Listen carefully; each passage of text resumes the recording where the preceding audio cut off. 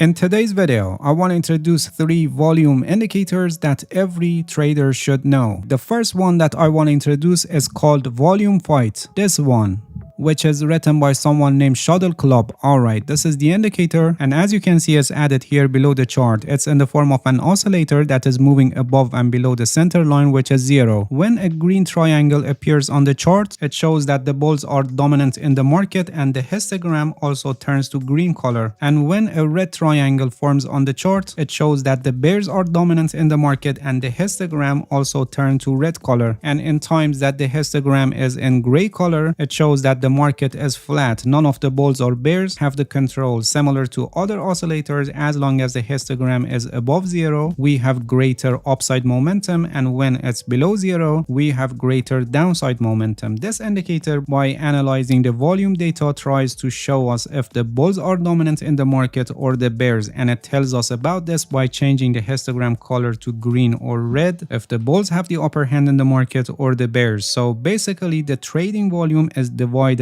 into 2 parts, bullish volume and bearish volume, and then it compares the weighted average values by volume with each other at a given distance, which are here in the settings. It's adjusted here for the search range. By default, it's set at 24, and it's an optimal value for 1 hour time frame. So if you're trading on other time frames, you must adjust the search range accordingly. The lower the time frame, the higher the search range should be, so it can filter the false signals. For example, if you want to trade on 5 minutes time frame, setting search range at 100 will give you a good result. There is also a setting for smoothing of the flat part, the gray part, which reduces false signals. The value is actually a percentage, which the difference between the forces of bullish and bearish volume is benchmarked with this percentage. If the difference is less than 15%, so the zone is considered flat and it's displayed in gray color. So if we increase the percentage for smoothing, we will have more flat parts, and if we decrease the percentage for smoothing, we will have less flat parts. Depending on the volatility of the asset you're trading, you may need to increase or decrease the smoothing for the flat part. There is also an option for showing background zones, which you can turn it on if you like, and also by default only the initial signals for the bullish or bearish dominance is shown by the help of these triangles, but you have an option here that can turn on the signals on every change from gray to red or green color. Please pay attention that this indicator and its signals are not standalone signal for trading, but rather an auxiliary tool that must be used alongside with your trading strategy to know about the market sentiment, to know if the bulls are dominant or the bears, so you can effectively filter the false signals generated by your trading strategy.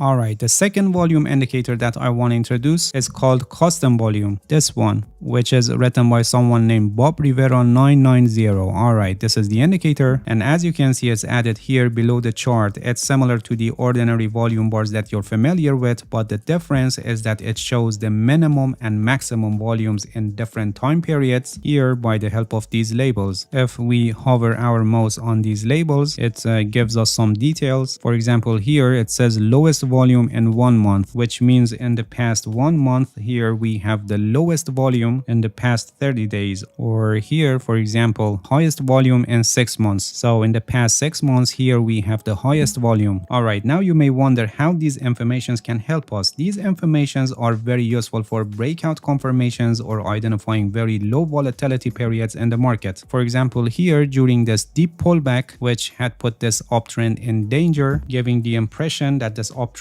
is ended because this uptrend line was broken here, but here in this downside move where this trend line is broken with this green candle that opened with a gap, the volume says highest volume in 6 months. So here we have extremely high interest for buying, or during the pullbacks, especially in times that the pullback is ending, we have these labels of lowest volume in 6 months, 3 months, 1 month, and it can help you to know, for example, here which says lowest volume in 3 months. So we realize that there is very low interest for further declining of the price, so probably the pullback is ending and the price is gonna advance. This indicator is an excellent auxiliary tool in trend following strategies, reversal strategies, and breakout strategies, where it helps you to know about market sentiment and have an evaluation on the level of buying or selling interest among market participants.